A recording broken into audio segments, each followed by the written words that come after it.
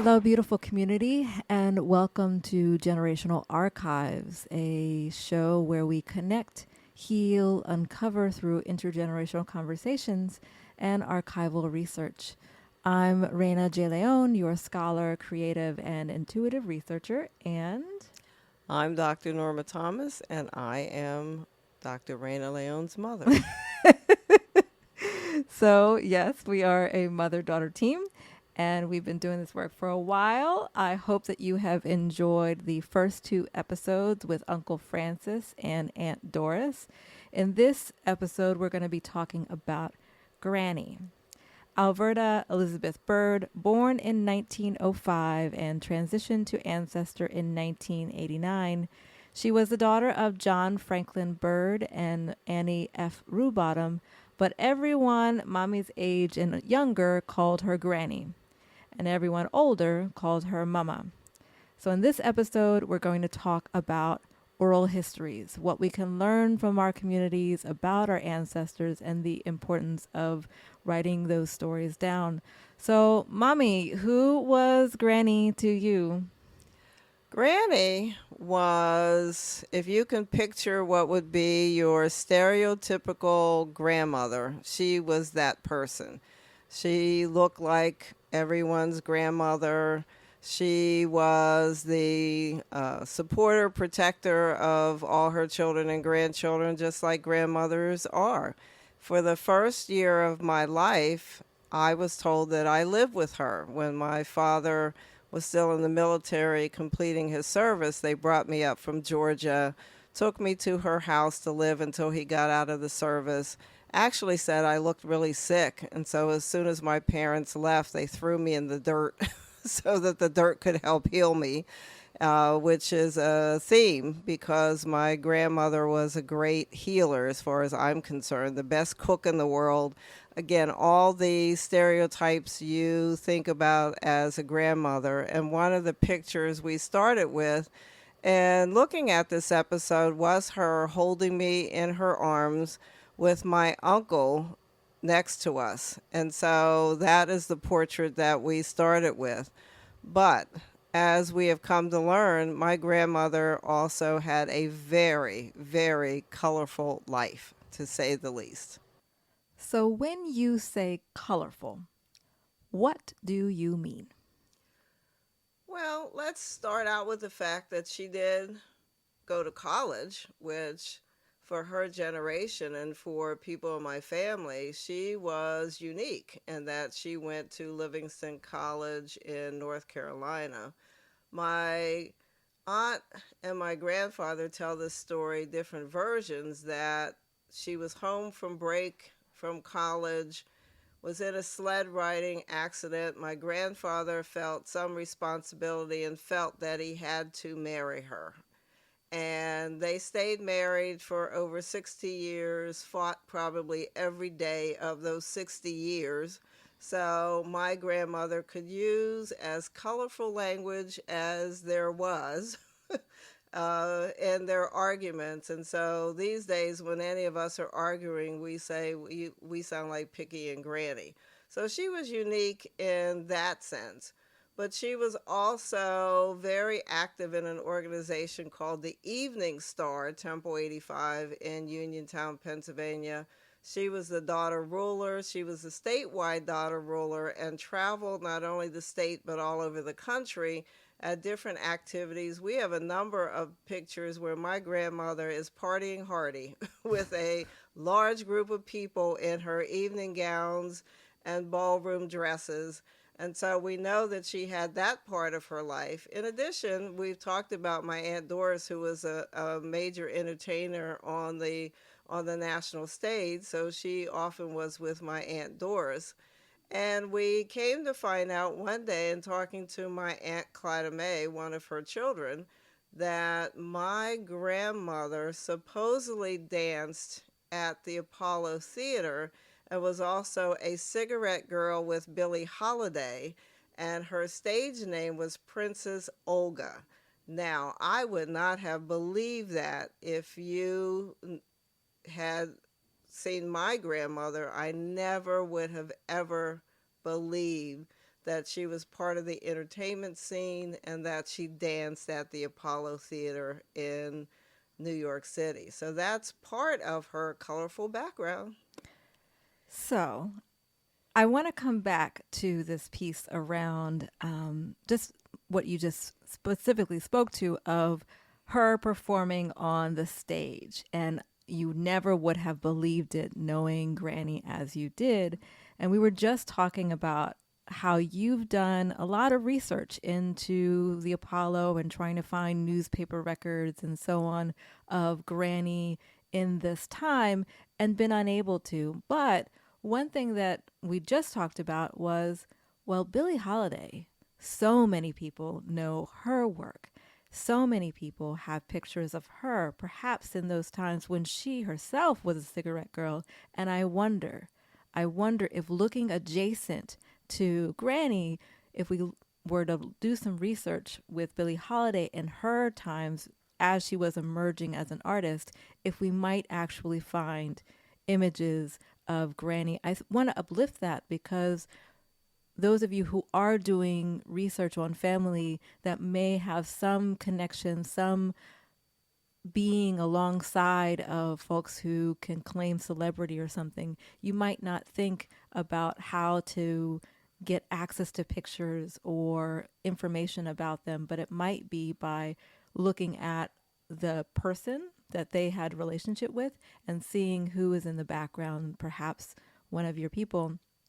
And I also want to get back to Picky saying he felt some responsibility for a sledding accident. Now, you and I know that we've done generational research, archival research, and we're looking at birth records. And Uncle Francis was born when Granny was about 19. So she would have been perhaps in college.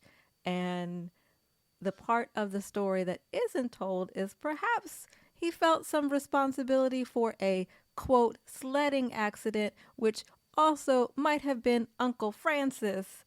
And that is actually what led to their partnership.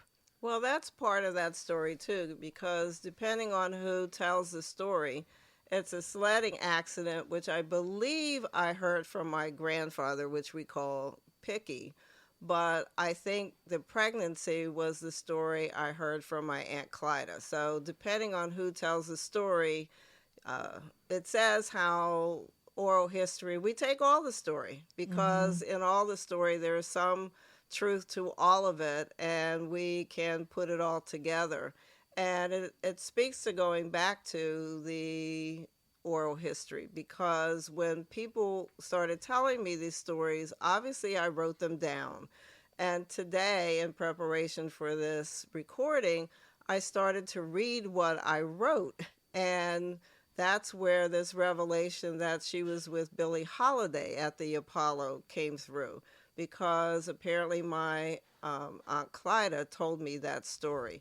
And so that's now giving me another place to look to see if I can find anything about Princess Olga at the Apollo Theater.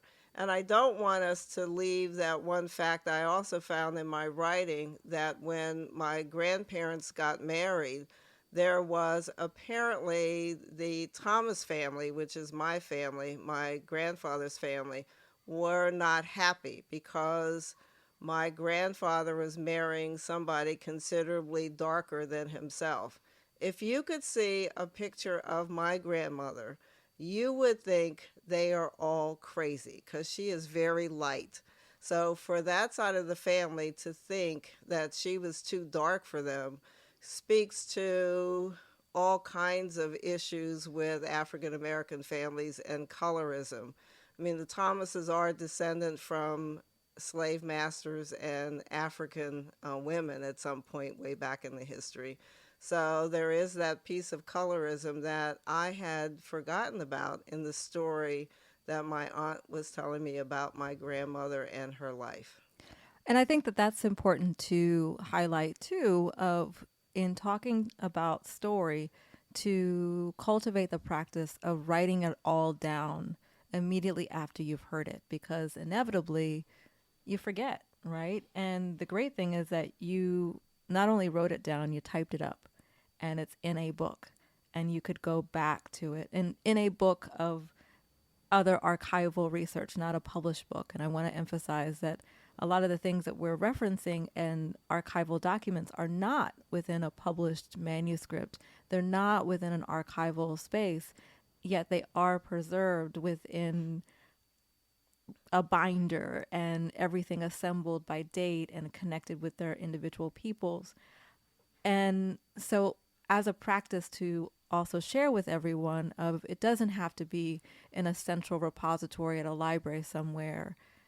You can create multiple copies of documents and share them with your community, and it can be housed within different binders and so on, so that folks have their personal archives. You can also provide archival information to your local library, to your local historical society, because your history is also part of the community history. So this piece of writing it down, preserving it, and sharing it, we even just today we had this wonderful experience of sharing a recording of my grandmother, Granny's daughter-in-law, and the discovery of a recording. And what we did with that, I'm sure we'll talk more about that process at another episode, but what we did with that recording was transfer it and then immediately share it with the people, our family, and by extension, the community, this voice that had been lost forever. When you gather information, when you write it down, please share it so it doesn't just stay with one person. Two other facts that I also want to share about my grandmother. One speaks back to thinking about her as the typical grandmother, was that I always saw her as controlling everybody else's household. She could tell people what to do in their house, especially when it came to her grandchildren, except for our house. And I always wondered why Granny couldn't have the same control in my house that she seemed to have in everybody else's. So when we were being disciplined, since we lived across the street from her, she would come out of her house and she would say to my mother, "You're too hard on those kids." And my mother would send her back across the street to her own house. And I would say, shoot, how come that happens with everybody else's house? If Granny talks, they listen. So that was one. The other was, the fact of survival in terms of that colorful life. One thing I remember are the card parties that my grandmother used to have, where they would play cards, but they would also sell dinner. So they would sell greens and chitlins and macaroni and cheese. And it was a way to raise money. It was a way to survive. I'm sure in the cities, people used to call them rent parties. In the country, we used to barter for everything. Somebody would fix your car, somebody would do your hair, somebody would help you out in some way. Well, they had these card parties where they would get pretty rowdy, these card parties across the street, but they also made money. It was a way to survive. And so that's why I would call what we inherited from Granny generational gumption. Gumption meaning shrewd or spirited initiative and resourcefulness. So the card party, the rent party, the barter, we come by that exchange and investment in community very honestly. So generational gumption. So if you come from people like we do, where there is this industriousness of how we survive as family individually together, then perhaps you might claim that gift too. My grandmother I never remembered her working outside of the home, and it's probably a question I should ask if she ever had a job outside of the home. But in her obituary, they talked about her community service. So again, the community service is there, the Heart Association, other volunteer organizations she belonged to. And she was definitely a very long-standing member of her church community. And so even when she couldn't go to church, she financially supported her church. And we connected the dots in talking about my Uncle Francis, which was our original episode, and then her sister, my Aunt Doris, to the fact that she also was a creative spirit, because she was at the Apollo Theater and she danced and she was in that whole atmosphere that also rubbed off on my Uncle Francis. And at least some of her grandchildren are very, very artistic as well. And they are great artists, they are writers, they are painters. So those characteristics have transferred from generation to generation. And my daughter Raina is a world-renowned poet, as I often describe her. She likes to say that. I am a world-renowned poet. Don't you want to hear your people celebrate you like that?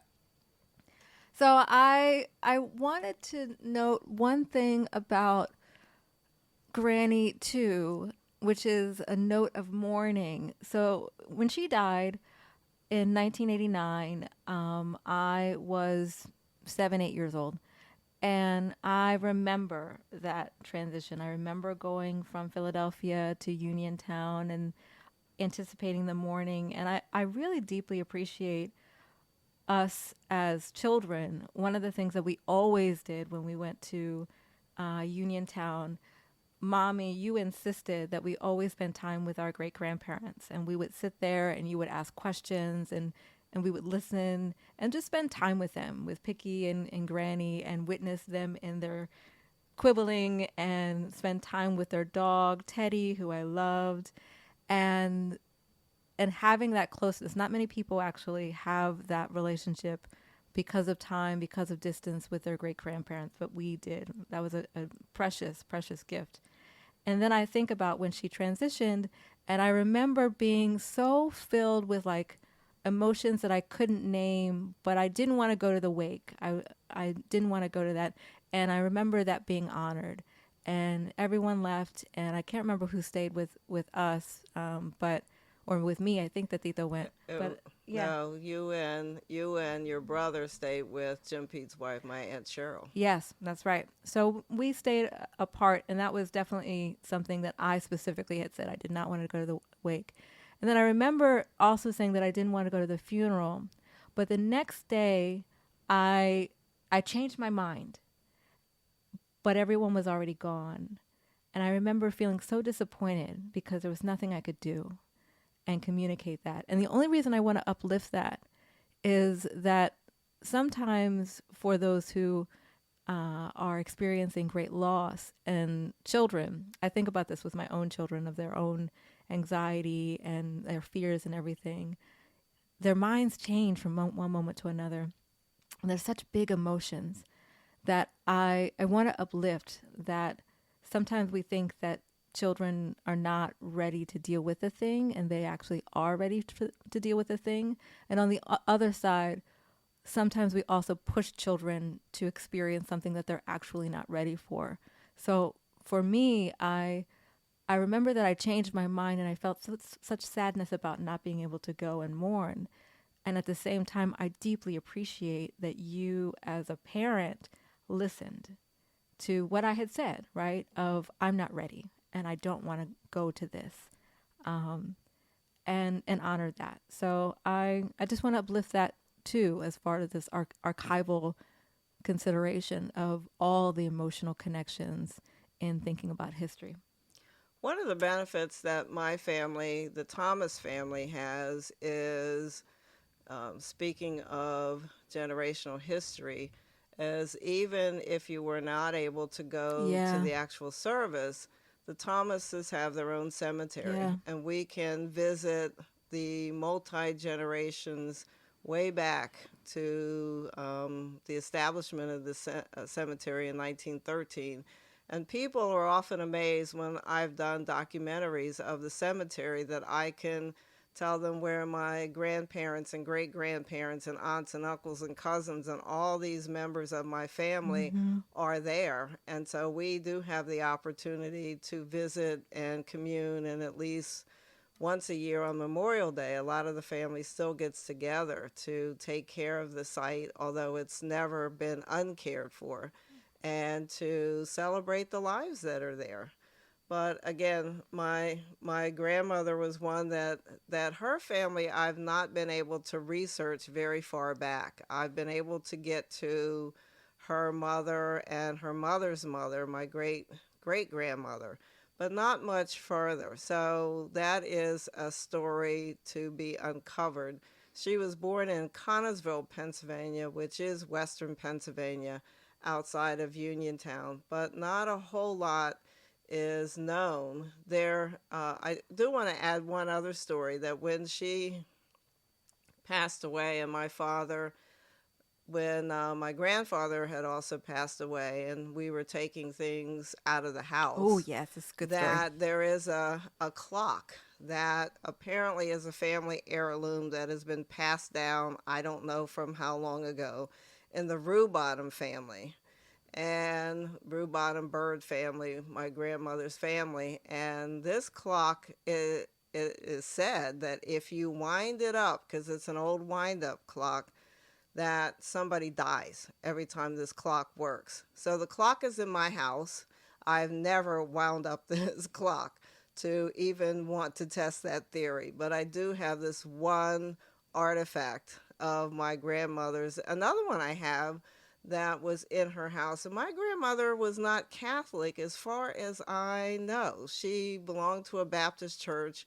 Maybe in her history they were Catholic, but there is a lawn ornament to the Virgin Mary that was in her yard, and it is in my house, and I am now Catholic. So I prize that lawn ornament that was in my grandmother's yard and is now part of the art in my house. So again, holding on to those generational memories and those stories that are connected to those generational memories, it is all important. So, some practices that we have shared with you today are around obviously talking to people and writing it down. So, a lot of these stories were recovered, one from deep relationship with Granny, with my great grandparents, but also with my great aunt, my Aunt Clyda May. And And one piece to mention is a lot of these stories I did not get until my Aunt Clyda was in a nursing home, and she was in the beginning stages of Alzheimer's disease. And so every now and then she would come up with these amazing stories that were just amazing. So her long-term memory was fantastic. And it's important, no matter what stage anyone is in, to get these stories down, as these folks at some point may not remember, and they may not be here anymore. so sit with your elders, listen deeply, write down the stories and share them.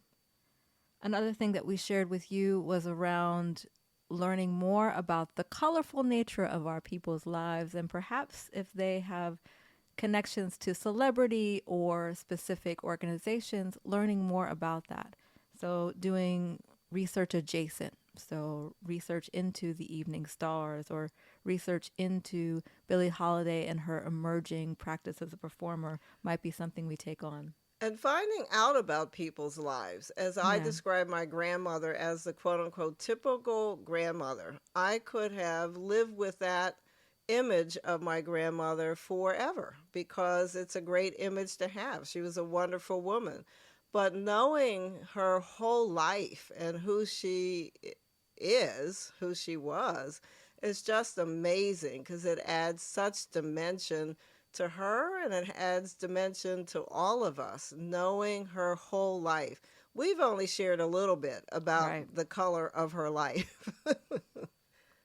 Well, and we also uplifted our investigation into photos.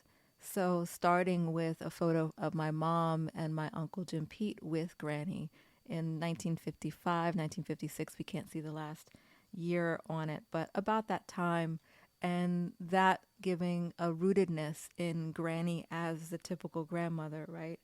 And then the other thing is around visiting your people, and that is not just our elders on this side of breath, on this side of the earth, but also visiting these places where they are resting, where their bodies are resting. So mommy shared about the great fortune of our family having a collective family cemetery. And wherever your people are is worthy of pilgrimage. It's worthy of visiting and connection with their memory.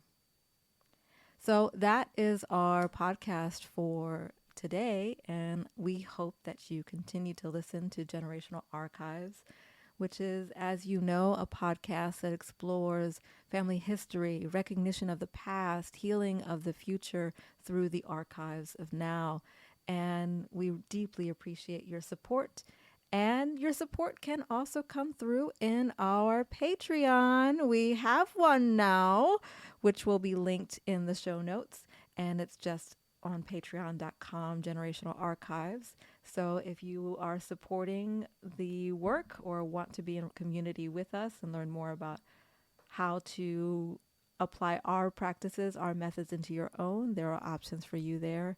And again, we really appreciate you continuing to listen with us.